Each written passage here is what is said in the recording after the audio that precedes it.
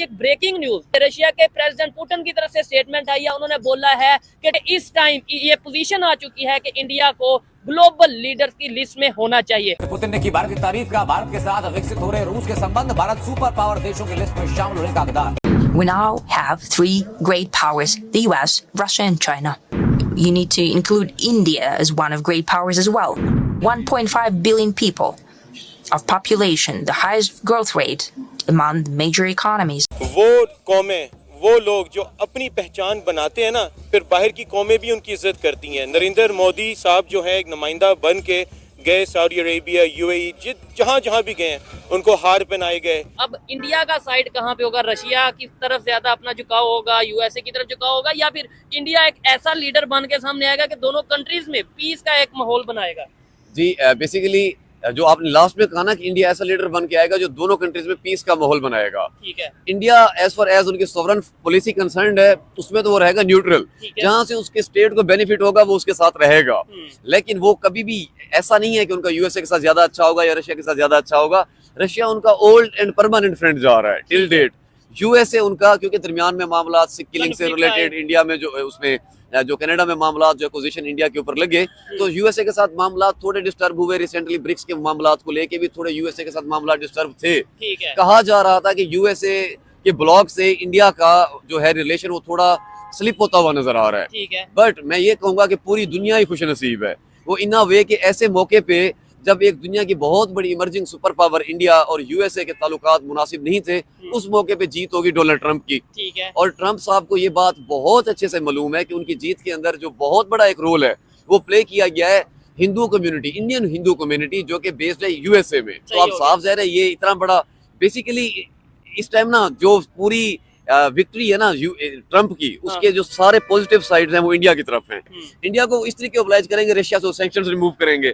Russia already India जो उनसे खाम तेल ले रहा है, 20,000 से ज्यादा सैंक्शंस हैं रशिया के ऊपर जो यूएसए ने लगाई हुई हैं। अब वो रशिया से जब सैंक्शंस हटाएंगे तो फायदा किसको होगा? इंडिया को। इंडिया को क्यों फायदा होगा? वो सिर्फ तेल नहीं लेता, वो उनसे वो भी तो लेता है, या आप कह लें मशीनरी लेता है, जो वार की इक्विपमेंट्स होता है वो भी लेता है। अब काफी सारे वेपन जो वो ले नहीं पा रहा, लेकिन जब सैंक्शंस हटेंगी तो वो वेपन कौन लेगा? सबसे पहले रशिया से इंडिया। तो इंडिया को इनडायरेक्टली वार के अंदर बहुत फायदा हो जाना है। ठीक हो गया, प्रेसिडेंट बना यूएसए का डोनाल्ड ट्रंप प्रेसिडेंट बन के। लेकिन जितना ज्यादा हाईलाइट इस टाइम पे Indian prime minister Narendra Modi हुए पूरी दुनिया में, उनकी दोस्ती के तो मतलब मैं कहता हूँ एआई जनरेटेड बहुत सी ऐसी वीडियो सामने आ रही हैं कि मोदी और ट्रंप जो उनसे आपस में समझ लें कि बाइक पे जा रहे हैं, कोई इस तरीके से बहुत सी ऐसी चीजें आ रही हैं। लेकिन क्या रीजन है ऐसी? मतलब दुनिया के और बहुत से कंट्रीज पड़े हैं, वो क्यों नहीं हाईलाइट हुए? इवन रशिया हो गया, दूसरे कंट्रीज हो गए, इंडिया के प्राइम मिनिस्टर या इंडिया क्यों ऐसे मौके पे हाईलाइट हुआ? क्या इंडिया का ये सॉफ्ट इमेज पूरी दुनिया में, या बेहतर डिप्लोमेसी या बेहतर पॉलिसीज की वजह से उन्होंने अपने आप को इस तरीके से खबरों में रखा और ये बताया दुनिया को कि भाई हमारी पावर है पूरी दुनिया में, कहीं ना कहीं हम जो है हमारे इंडियन कम्युनिटी हो या फिर इंडिया हो, कहीं ना कहीं ये मायने रखता है। जी देखिए, प्राइम मिनिस्टर नरेंद्र मोदी इस वजह से मतलब वो कह लें वो आंखों का तारा बने हुए हैं पूरी दुनिया में मौजूदा वक्त में। एक कंट्री जो कि इमर्जिंग सुपर पावर है, ठीक है, और मतलब बहुत बड़ी कंट्री है, कोई छोटी मोटी कंट्री तो है नहीं। उसका प्राइम मिनिस्टर वो पूरी दुनिया में कहीं पे भी उंगली नहीं कर रहा, पंगा नहीं कर रहा। मतलब कहने से मुराद ये कि क्या वो पंगा नहीं कर सकते? अगर वो किसी से पंगा करना चाहें तो वो बहुत ज्यादा काबिलियत रखते हैं, पाकिस्तान के साथ बहुत इश्यूज हो सकते हैं, लेकिन वो नहीं करते। कहने से मुराद ये है कि जब आपने दुनिया को इस तरह मैसेज देते हैं कि हमारी जो प्रायोरिटीज हैं वो क्या है? पीस है। ठीक है। तो अब और आप सिर्फ कहते नहीं, आप प्रैक्टिकली करके भी दिखाते हैं। ठीक है। पास में जैसे रशिया यूक्रेन वार के अंदर वो दोनों तरफा रहे, ईरान इसराइल वार में वो दोनों तरफा रहे, और इवन अपना जो उनका सबसे बड़ी इस टाइम प्रॉब्लम थी लाइन ऑफ एक्चुअल कंट्रोल पे चाइना के साथ लेके, वो भी उसको भी इन्होंने टेबल टॉक पे हल कर ली। काफी हद तक उन्होंने उसको हल कर ली। ठीक है। तो जब आप इस तरह की मिसाल सेट करते हैं तो फिर पूरी दुनिया में, अब देखें ना ट्रंप के साथ आपने हर किसी का ट्वीट देखा होगा जब वो प्रेसिडेंट बने। ठीक है। तो हर किसी के मुल्क के प्राइम मिनिस्टर प्रेसिडेंट ने उनको ट्वीट किया। इंडिया के prime minister vice prime minister है, मैं कहूंगा मैंने कोई 50 ट्वीट पढ़े हैं जिन्होंने इस तरह मुबारक दी उनको, ये कह के my friend Donald Trump congratulation. ठीक हो गया। इवन कॉल भी हुई थी, ये मतलब ये खबरें हम देख रहे थे कि भाई ट्रंप की और Indian prime minister Narendra Modi की आपस में कॉल पे भी बात हुई। और क्या आपको क्या लगता है आने वाले टाइम में रशिया और अमेरिका के रिलेशन कुछ बेहतर, ये नहीं मैं कहता कि ट्रेड चल पड़े ये हो जाए वो हो जाए, लेकिन कुछ बेहतर हो सकते हैं, ये जंगें रुक सकती हैं, बहुत बेहतर हो जाएंगे। किस वजह से और किसकी वजह से हो सकता है? देखिए वैसे तो इसका मैं कॉमन फ्रेंड कौन है? मैं कॉमन फ्रेंड का किरदार भी लेके आता हूँ, डेफिनेटली बहुत बड़ा किरदार अदा करेंगे और वो मजबूरी भी है इंडिया।